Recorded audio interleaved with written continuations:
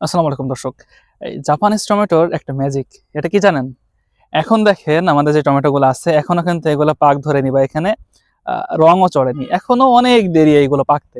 এই একটা গাছ দেখেন টমেটোর ভারে কিন্তু বাঁকা হয়ে গেছে এটা।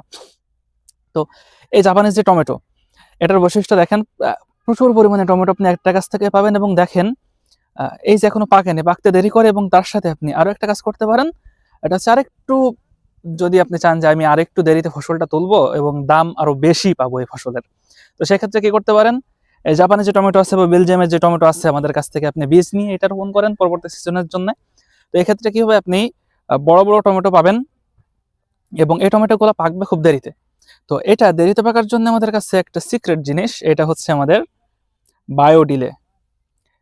এইটা কি করে? এইটা ফল মানে দ্রুত পাকতে বাধা দেয়। ফলকে দীর্ঘমেয়াদী নিয়ে যায় পাকার জন্যে। অর্থাৎ একটা ফল যে সিজনে পাকার সময় হয় সেই সিজন পার হয়েও আরেকটু পরে যে পাকে সেক্ষেত্রে কি হয় যে দামটা আরো চড়া পাওয়া যায়। যেমন দেখেন আমাদের এখানে টমেটোগুলা কিন্তু স্প্রে করা হয়েছে। দেখেন এখনো নীল, নীল লেগে আছে আরকি।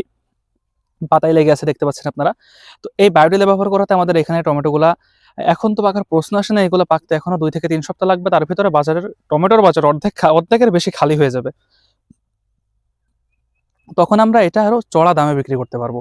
তো যারা আপনারা চাচ্ছেন যে পরবর্তী চাষে আরো বেশি লাভবান হতে, তারা আমাদের কাছ থেকে এই জাপানিজ যে টমেটো, এই টমেটোর বীজ নিয়ে রোপণ করতে পারেন এবং তার সাথে আমাদের যে বায়োডিলে আছে বা অন্যান্য পেস্টিসাইড আছে এইগুলা আপনারা আপনাদের চাষের জমিতে ব্যবহার করতে পারেন।